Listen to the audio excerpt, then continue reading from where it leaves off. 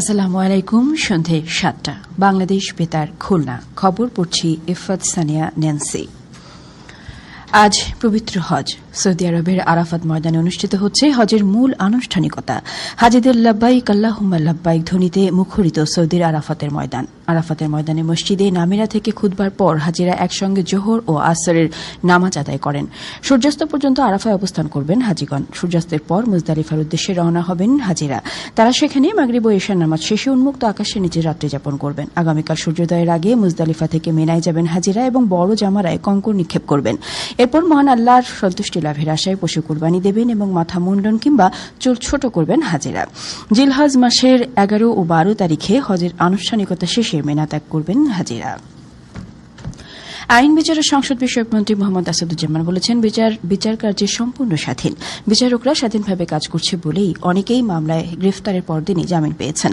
তিনি আজ ঝিনাইদহ শৈলকুপা উপজেলা স্বাস্থ্য কমপ্লেক্স পরিদর্শন শেষে সাংবাদিকদের সাথে আলাপকালে কথা বলেন। আইনমন্ত্রী বলেন, রামিসা ধর্ষণ ও হত্যাকাণ্ডের বিষয়ে বিচার কার্য দ্রুত সম্পন্ন করার জন্য রাষ্ট্রের পক্ষ থেকে যতটুকু সহযোগিতা করা দরকার তা করা হবে। তবে সারা দেশে বিচারক এবং আইনজীবীর সংকটের কারণে অনেক সময় বিচার কার্য দীর্ঘ হয়ে থাকে। শৈলকুপা উপজেলা স্বাস্থ্য কমপ্লেক্সের স্বাস্থ্য ও পরিবার পরিকল্পনা কর্মকর্তা সহ সংশ্লিষ্টরা এ সময় উপস্থিত ছিলেন। বিদ্যুৎ, জ্বালানি ও খনিজ সম্পদ প্রতিমন্ত্রী অনিন্দ্য ইসলাম অমিত আজ যশোরে বৈষম্য বিরোধী ছাত্র আন্দোলনের নেতা রাশেদ খানের বাড়িতে হামলা ও ভাঙচুরের ঘটনায় ক্ষতিগ্রস্ত পরিবারের খোঁজ খবর নিতে তাদের বাড়িতে যান। তিনি রাশেদের পরিবারের সদস্যদের সাথে কথা বলেন এবং খোঁজ খবর নেন। এ সময় প্রতিমন্ত্রী অনিন্দ্য ইসলাম অমিত পরিবারকে আশ্বস্ত করে বলেন, অন্যায়কারী যেই হোক কোনোভাবেই ছাড় পাবে না। প্রশাসনের প্রতি ঘটনাটির গুরুত্বের সঙ্গে তদন্ত করে দোষীদের বিরুদ্ধে আইনগত ব্যবস্থা নেওয়ার তিনি আহ্বান জানান। একই সঙ্গে ক্ষতিগ্রস্ত পরিবারকে ভয়ভীতি উপেক্ষা করে আইনি প্রক্রিয়ার উপর আস্থা রাখার পরামর্শ দেন। জেলা পরিষদের প্রশাসক মোহাম্মদ দেলার হোসেন খোকন ও জেলা কমিউনিটি পার্টির সাধারণ সম্পাদক আবুল হাসান সহ বিশিষ্ট ব্যক্তিবর্গ এ সময় উপস্থিত ছিলেন। Khulna metropolitan police commissioner Mohammad Jahidul Hasan আজ মহানগরী জোড়াকের বাজার চত্বরে সিটি কর্পোরেশনের উদ্যোগে স্থাপিত কোরবানির পশুর হাট পরিদর্শন করেন। এ সময় তিনি বলেন, ক্রেতা বিক্রেতাদের সার্বিক নিরাপত্তা নিশ্চিত করতে পুরো হাট এলাকা জুড়ে সিসিটিভি ক্যামেরা স্থাপন করা হয়েছে। পোশাকের পাশাপাশি সাদা পোশাকে অতিরিক্ত পুলিশ মোতায়েনের মাধ্যমে চারিদিকে নজরদারি সহ নিরাপত্তা ব্যবস্থা জোরদার করা হয়েছে। অতিরিক্ত পুলিশ কমিশনার মোহাম্মদ রাশিদুল ইসলাম খান সহ পুলিশের ঊর্ধ্বতন কর্মকর্তাবৃন্দ এ সময় উপস্থিত ছিলেন।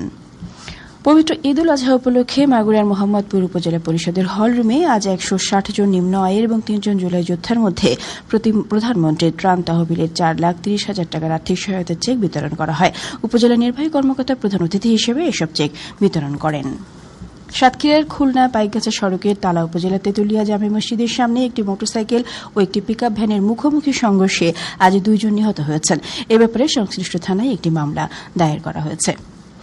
মুসলমানদের দ্বিতীয় বৃহত্তম ধর্মীয় উৎসব পবিত্র ঈদ উল আজহা উপলক্ষে সাতক্ষীরার বিভিন্ন স্থানে জমে উঠেছে কোরবানির পশুর হাট। এবারে এর উপরে শুনুন আমাদের জেলা সংবাদদাতার পাঠানো একটি প্রতিবেদন। সাতক্ষীরা জেলাব্যাপী পশুর হাট রয়েছে 16টি। এসব হাটগুলোতে শেষ সময় জমে উঠেছে পশু কেনাবেচা। হাট থেকে সুলভ মূল্যে গরু কিনতে পেরে খুশি ক্রেতারা।